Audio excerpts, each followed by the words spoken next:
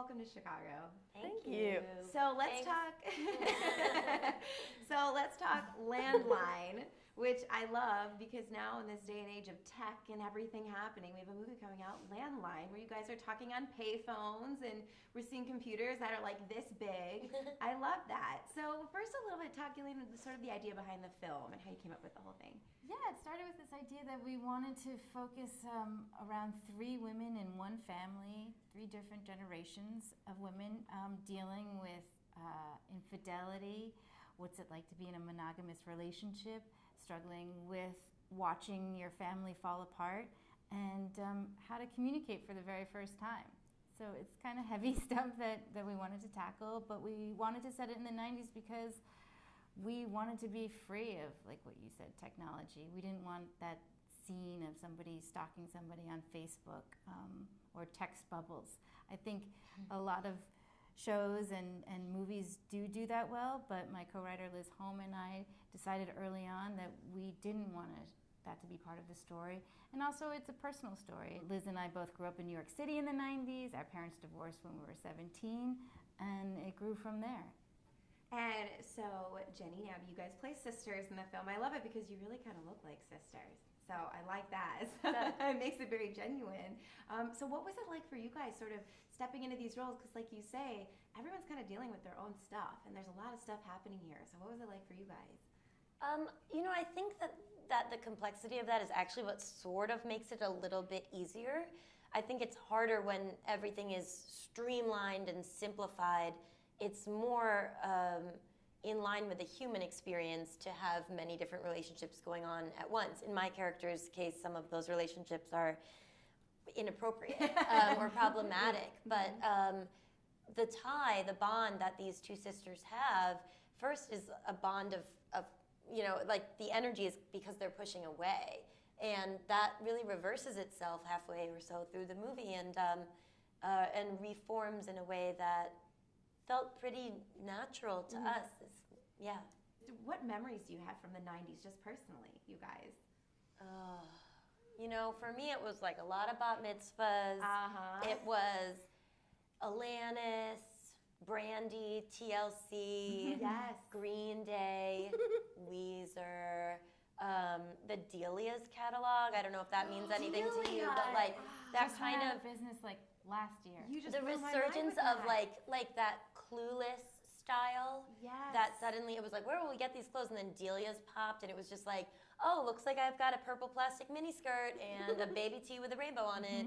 Like, Totally. Here I go. I had patent leather Skechers. I had chokers. I had no friends.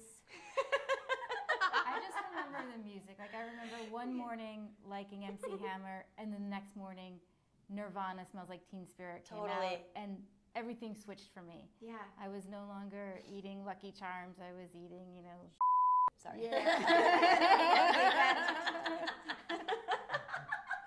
eating, yeah. Do you even remember anything from the 90s? I remember, I don't know if I remember being 3, but I remember who my pre-K 3 teacher was. Her name was Mrs. Moeller. What? And I remember That's a really funny name. she's great, yeah. And then I ended up taking knitting class from her when I was 15. Oh. And her brother is my sports doctor when I have sports injuries. Dr. Moeller? Dr. Moeller. Paging Dr. Moeller. But yeah, I don't really have any like specific memories. I just know some facts. So what do you guys make of nowadays with like the dating apps and all of this happening? I don't do them. I don't get it, and I don't want to. Yeah. I don't feel that it's right for me to do them. I don't know what would happen. It's hard. Well, and you guys are in the spotlight, so yeah, I would imagine it takes it to another level of difficulty. I was on the cusp of the dating apps, Okay, so yeah. like I never had an OkCupid or Match, but I looked at friends. Okay. Like I would just backseat drive my friends on OkCupid, have but I friends met that my like to do husband that. through friend, like the normal way. But I think dating websites are the new norm, Oh, and I think totally it's normal. amazing and wonderful. And if I'm ever single again, I'm signing up. I'm not signing up. I'm too old-fashioned. I don't like computers or phones very much anyway. And I would just either rather work on myself alone or meet a nice man at some sort of like daytime social gathering? Abby, go ahead. Yeah. Very particular. No, I agree with you though. Yeah. I don't leave my house, so I don't know how I know anyone.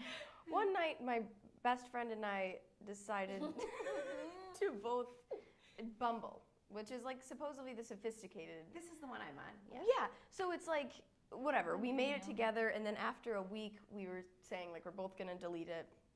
But my issue is that I know I'm never gonna see them in person. Yeah. Just like even if they're nice, I just know I'm never gonna get myself to do it. But she actually found a boyfriend. They've been dating for like a year. Whoa. Yeah, but I deleted mine and, go back and forth a lot. But I'm done. And that's the thing. It can't happen. I know lots of friends going to Tinder Totally. weddings and things. Yeah. Jenny and I met on J-Date. That is not true.